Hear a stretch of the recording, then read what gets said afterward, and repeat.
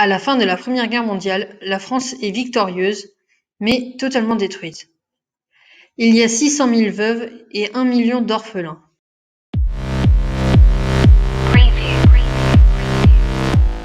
Définition.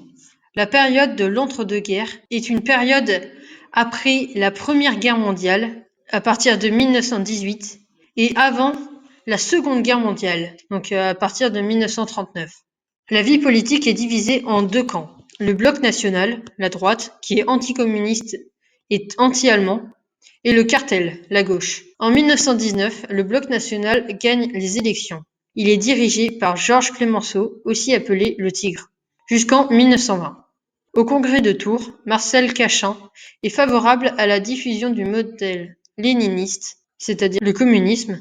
De l'autre côté, Léon Blum ne veut pas obéir à l'URSS. Deuxième parti politique, le PC, Parti communiste, rattaché à la Troisième Internationale, donc à l'URSS, et la SFIO, aussi appelée la section française de l'Internationale ouvrière, qui est le Parti socialiste.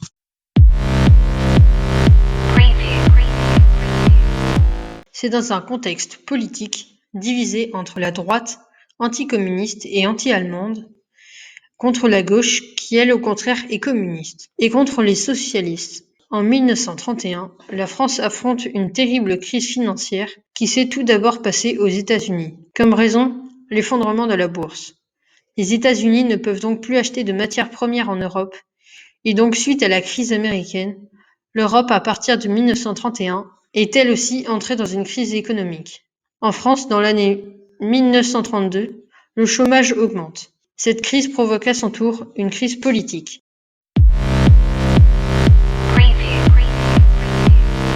La montée du fascisme en Europe. Dans ce contexte, l'extrême droite séduit la population et crée des mouvements fascistes. Définition de fascisme. Une doctrine politique italienne, dictatoriale et nationaliste. Le fascisme se développe en France. Des organisations d'extrême droite manifestent dans tout le pays pour critiquer la République et instaurer un régime autoritaire, comme en Allemagne avec Hitler ou en Italie avec Mussolini.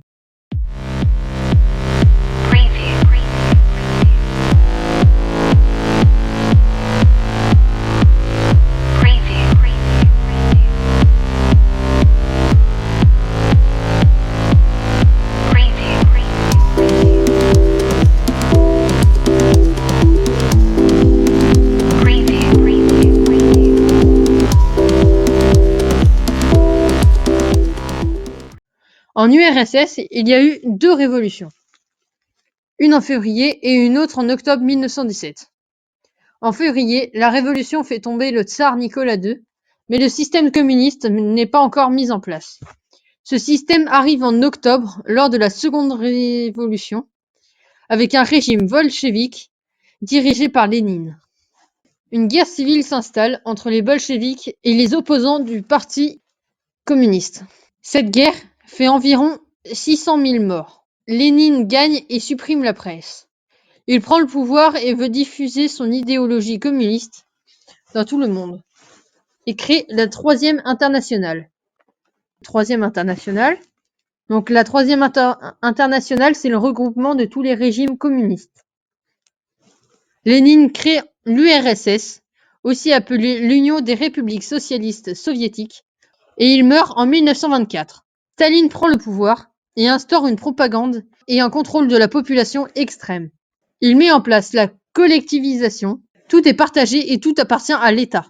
En 1933, une grande famine arrive à cause des kolkhozes, mis en place par Staline. Donc la définition des kolkhozes, un système agricole en Union soviétique où les terres et les moyens de production étaient mis en commun.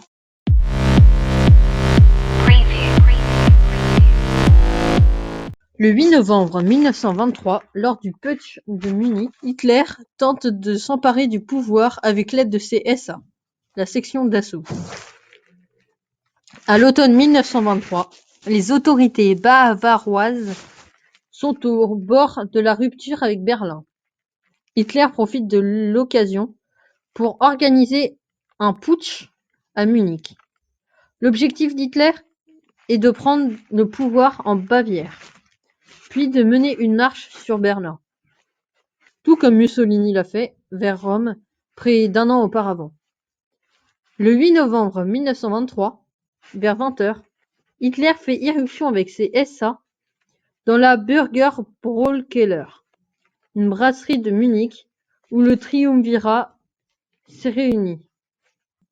Le chef du parti nazi obtient son soutien après des négociations, mais il n'est pas de courte durée. Dès le lendemain, le triumvirat condamne officiellement le putsch et lance l'armée et la police bavaroise contre les putschistes. L'affrontement fait 14 morts. Hitler est arrêté et emprisonné. Durant son séjour en prison, il va écrire un livre sur son idéologie, appelé Mein Kampf. Malgré son échec, le putsch de Munich apporte à Hitler de la notoriété et un certain prestige. Surtout, il démontre que l'instauration du nazisme en Allemagne doit passer par une voie légale.